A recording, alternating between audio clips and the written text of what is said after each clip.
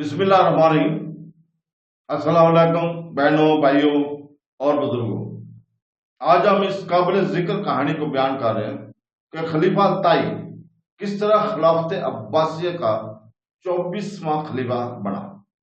क्योंकि वीडियो में तारीखी तनाज़ुर और अहम लामात की तफसीली बयान दिया गया है जो इनके इक़्तिदार के रास्ते की वजाहत करते हैं। 1 अगस्त 974 को तुर्क जनरल सब्तगीन ने बाइद हुक्मरान अज़्ज़दौला से बगदाद का कंट्रोल छीन लिया।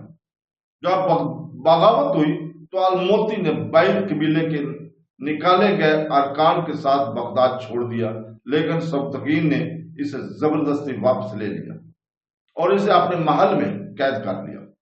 अलमोती को बहाना बढ़ाकर इनकी सेहत से बस्तार होने पर आमादा किया गया और इसकी जगह इनके सबसे बड़े बेटे अबू बकर अब्दुल करीम ने 5 अगस्त 974 13 जुल्हज को खलीफा अल-ताई बिल्लाह मुकर्रर किया। ये 902 में अल-मुक्तफी के बाद खिलाफत का पहला बाप बेटा जानशीन था। अपने वालिद की तरह अल-ताई को करून बिस्ती और जदीद मुअर्रिखीन यकसा तौर पर एक बेख्तियार शख्सियत के तौर पर मानते हैं, जो इनका नाम तकरीर के सर्टिफिकेट और सरकारी खत व किताबत में शामिल करने तक महदूद है और असल ताकत दूसरों के पास है। इसने अपने दौर के मुतअद्दिद मजहबी तनाज़ात में भी कोई किरदार अदा नहीं किया और इनकी सरगर्मियों के बारे में बहुत कम मालूम है कि वो अक्सर मस्जिद काज़मीन में जुमा की नमाज अदा करते थे और बाबिल अलसा की तामीर नौ के लिए, जो कि इसके मरकजी दरवाजों पर में से एक है। खलीफा महल कम्प्लेक्स तारीख दान हर्बर्ट बसे बताते हैं कि अल-ताई ने इंतहाई हंगामा खेज वक्त में 16 साल तक अपना ओहदा संभाले रखा, जिसमें बगदाद में कम से कम 6 हुकूमती तब्दीलियां शामिल थीं और इन्हें सियासी जहानत और लचक का सहारा देता रहा।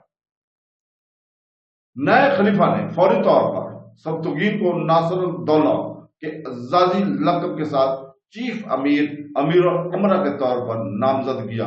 तवील अरसे से पहले सब्तगीन ने अल-ताई और अल-मोती के साथ वसीयत की तरफ कोच किया। अज़्ज़दौला और इसके कज़न उद्दौला फारस के हुक्मरान के मतहत खरीदी फौजें जमा हुई। सब्तगीन रास्ते में ही मर गया और इसके बाद एक और तुर्क गुलाम अल-बत्तकीन ने तख्त संभाला। जनवरी 975 में तुर्कों को दरिया दयाला के करीब शिकस्त हुई और शाम की तरफ भागने से पहले तकरियत की तरफ शिमाल की तरफ वापस चले गए। जबकि बोइद बगदाद में दाखिल हुए तुर्कों के तहत अल-ताई की पोजीशन वादा नहीं है। इसने अज़्ज़दौला को खतूत भेजे जिसमें गवर्नर की हैसियत से इनकी गलतियों और कोताही की मजम्मत की गई, लेकिन बाद में अवामी खतूत में इसने इन पर लानत भेजी और दावा किया कि वज़ायर इनके साथ देने में तकिया का इस्तेमाल कर रहे थे। इस तरह मुअर्रिख जान डोनो ने 6 माह की आज़ादी के मुख्तसर अरसे के बारे में लिखा है कि खिलाफत तुर्क बागियों के मतहत हासिल किया, जबकि हर्बर्ट खलीफा के बारे में लिखते हैं कि वो अमली तौर पर तुर्कों का कैदी था।